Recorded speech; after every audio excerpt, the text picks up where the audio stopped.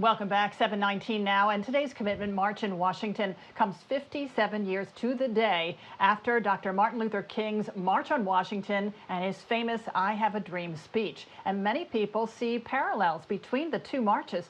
We bring in political insider Armstrong Williams, who joins us by Skype, still in the UK this morning, traveling. Actually, Armstrong, you just told me you visited Stonehenge, so very cool. We'll have to hear all about your journeys, but I want to talk to you about today's march. Both marches are about civil rights. Today's march specifically, though, about police reform and about voting issues. So how far have we come almost 60 years later, and what do today's organizers hope to achieve from the march? You know, Melanie, I had a chance to talk to Attorney Ben Crump, who's the organizer of this march and who has represented all these cases of police out of control. And one of the things that we discussed, and it was a very intense discussion that we've had over the last 48 hours.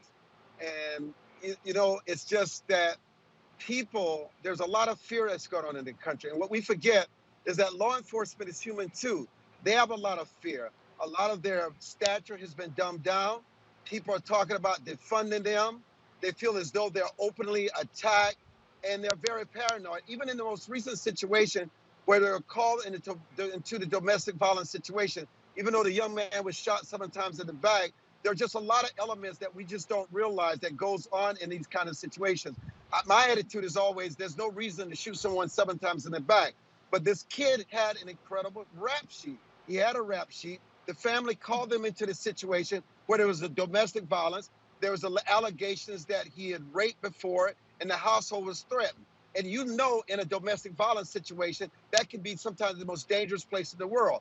And so while police is not always at fault, the people who are being shot are not always at fault. And then you have to ask yourself, why is it that for the majority of law enforcement, 95% of the time, they never pull out their weapons?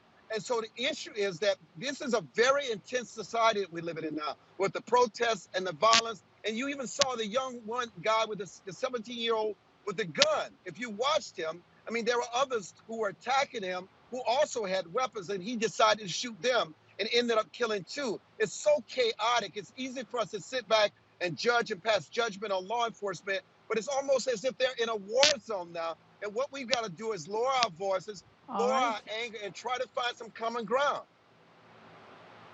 We're going to have to let that be the last word since we are out of time. Armstrong Williams, we'll let you continue your travels in the UK. Thanks for joining us so much. And you can watch the Armstrong Williams Show every Saturday morning at 10:30 here on WJLA 24/7 News.